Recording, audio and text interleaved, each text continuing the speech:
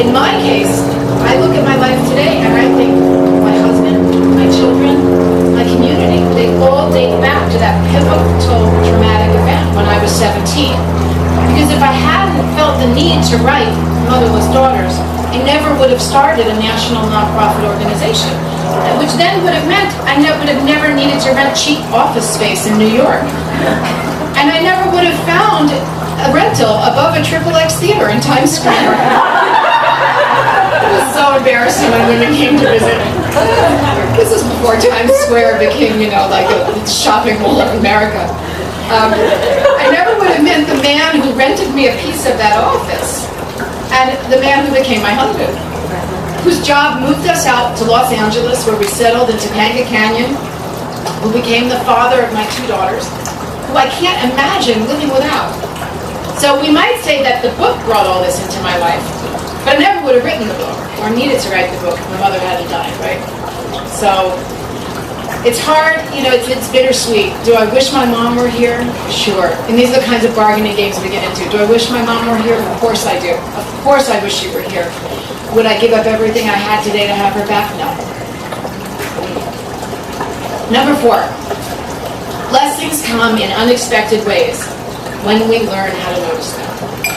Since the publication of Motherless Daughters in 1994, some truly, like I said, incredible experiences and stories have come my way. And I thought I'd share one of them with you this afternoon. It's a little bit long, so please bear with me.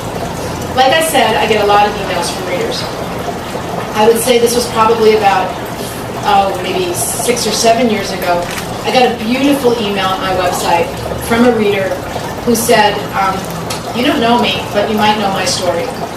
Because my mom died when I was young. And there's a photo of her, and just to preserve her privacy, I won't go into details about the photo, but she said there's a photo about her that became very iconic in the women's movement. And she became part of the movement. And I didn't really get to grieve her as a child because her death became so public. And she said what nobody knew was that this woman in the photo had children.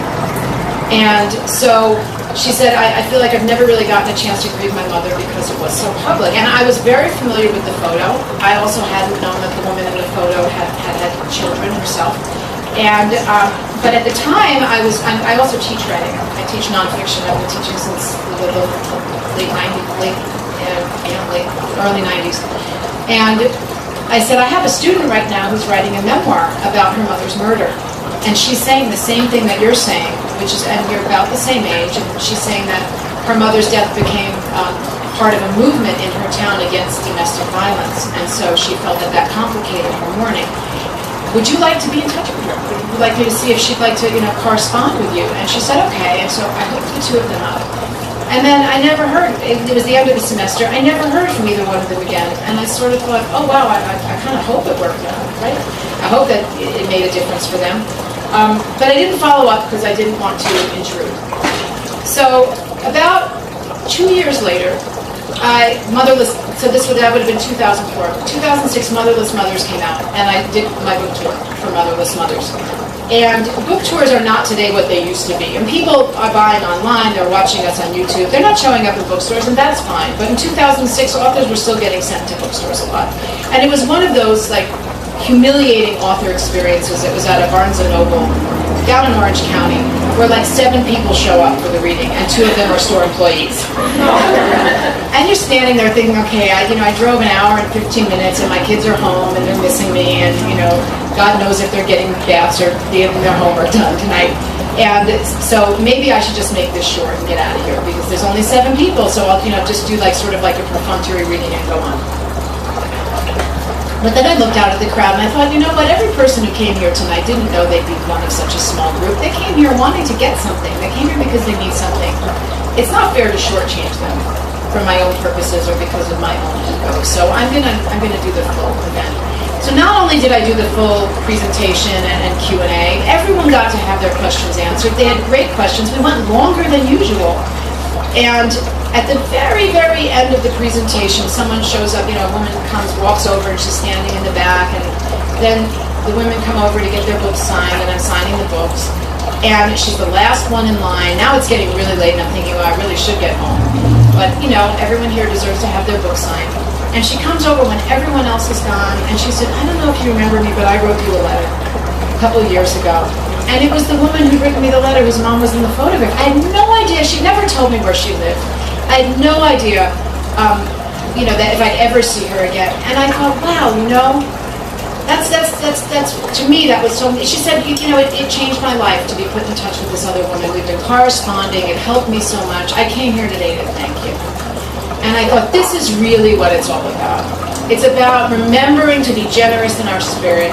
It's about helping women find each other. It's about the way that women can help each other and touch each other. And so I felt profoundly grateful to have been part of that. And I would never have known about it had I not stayed longer in that bookstore. And I'm not telling you this to congratulate myself, because there have been readings where I'm just exhausted and I can't stay awake, and I do go home after a reasonable period of time. I'm telling you because it felt so meaningful to me to get the opportunity to hear back. I feel like the more we put forward, the more we get back, and it doesn't have to come back directly. Pass it on to a woman, she'll pass it on to a woman, she'll pass it on to another woman. It will come back to you in ways that you can't even imagine or expect right now. So it's about being kind to each other, being generous in spirit. I've come to appreciate the importance through stories like this of practicing gratitude. I know this may sound naive, maybe even a little Pollyannish, or even impossible for those of you who are still actively grieving the loss of your mother, who are exactly where you need to be right now, with whatever you're feeling. But time will reveal that the deaths of your moms will eventually lead to blessings in your life. You will be stronger, no doubt about it. You will be more empathetic, particularly to those who suffer loss, and more resilient than you otherwise may have been. You will find joy often in unexpected places. And over time, you will start helping younger women cope with their losses as elder role models and mentors. When I first saw the It Gets Better campaign, the LBGT video campaign for gay youth, where people come on and talk about their stories and say it gets better, I thought something similar should be done for motherless girls. Because I receive emails every week from teenage girls whose losses are still very recent, and they're wondering how long this feeling's going to last and if it'll ever go away. When you're a teenager, you feel like the way you feel right now is never going to change. And that's the place that they're in right now. They wonder if they're ever going to be happy again. It gets better. It does. I tell them it gets better. Truly it does. But it takes time. So today I ask you all to take a moment to practice gratitude for the good things that are in your life. And to think about just one thing in your life that's good that you can trace back to your early loss. Just one thing. I know you can find one. And some of you are going to find even more. Some of you are going to find a lot more. What I'm choosing to be grateful for today is this incredible opportunity to have been the one who got to write this book. God knows I wish it had been there when I was a teenager. I wish someone else had written it. That it had been there waiting on the shelf for me when I was 17. But in lieu of that, I feel so blessed to have been able to be the person who got to write this book. A book that brought so much relief to myself to finally understand what I was going through, and so much comfort to others. And I feel grateful to all of you for continuing to support this for the past 18 years, this movement that started, and for ushering younger women into it and giving them a place to go when they lose their mothers.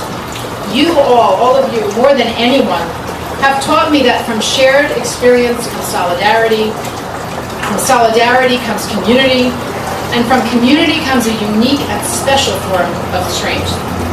So I thank you, and I send you many blessings on this Motherless Daughters Day 2012.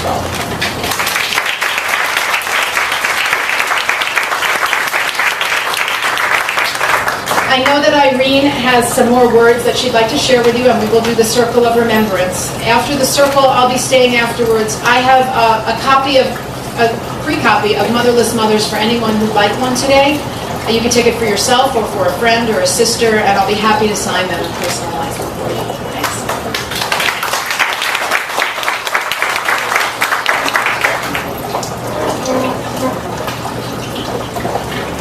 So Yancy, she's a rock star. Thank you so much. That was fabulous. I can't believe it's been this long. It's really, it goes so fast, isn't it? Okay. So let's see, a couple of other things to share with you. My book came out in July. It's called Foodaholic, The 7 Stages to Permanent Weight Loss.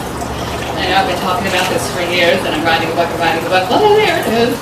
So I have a few copies if anybody wants to buy it here, or it's on Amazon.com. I don't think any of you need this though, but it's about food addiction and weight loss, and it's been getting a lot of really good reviews, and people now are writing to me to say how much weight they've lost and how thrilled they are, and so that's very gratifying for me. So that's a little commercial. And then one other little commercial, I did a feature film this year called The M Word that I am in. The M Word is Menopause, Men and Menses. It's a Henry Jaglom film, and it will be coming out in 2013. And I play Rita in the film, who is a motherless daughter. It's actually a lot of improv is what it is, this movie. So Rita is a motherless daughter, and in the film I talk about how getting close to the age of menopause as a motherless woman is really difficult, and how I didn't expect it would be hard this late in life, because I was only 7 when I lost her. But people start asking you when you get close to menopause. I'm not old, but they ask you, how old was your mom? And she went through menopause, because a lot of it's genetic, you know. And my mom was 32 when she died, so she didn't get anywhere close to menopause. And so people ask me that, and all of a sudden there's this grief out of nowhere, you know, and all of a sudden there's tears. And so that, if it makes it into the final cut, it will be in this film. It's a good, hopefully it'll be a good film. It's all about women and men. Okay, so let's see, a couple other things to tell you. Maria's Lovely Italian Kitchen is giving all of you a $15 coupon off anytime you want to come here, your next meal. So those will be up here for you to take before you leave. And then the other thing we're going to do, and the last thing we're going to do in closing, is called the Circle of Remembrance. And I know some of you are here for the first time, and so you don't know what this is. So I'll just tell you what it is and why we do it. So like Hope talked about, like I talked about, when my mom died, and when a lot of our moms died, that was it. They were just dead. We didn't talk about them again. We didn't honor them. And so Mother's Day comes along, and it's like, well, yes, we feel sad, but we're not even supposed to talk about that. Now we have another mother, or there's someone else that we have to honor, an aunt or something, and so there was nothing for us. So I'm very sad that my mom still isn't here, and I think that to honor her is important, because now as a mother myself, when I die, I don't want my son to forget me. I would like to know that he might do something like this for me, you know. So what we do is we stand up and we all join hands. So we're going to have to maybe do 2 circles. I don't know. We'll see what it's like when we all stand up and try to hold hands. And then you just say your first name, daughter of your mother's first name. And we're just going to go all the way around the circle and saying that, and then we'll be done for today. So before we get up and do that, I want to thank you all so much for coming. Some of you have been staying here for 16 years, and that's fabulous. I hope that you will come back, and that it was a good experience for you, even though it's sad. Hopefully there's some healing in the community and the support.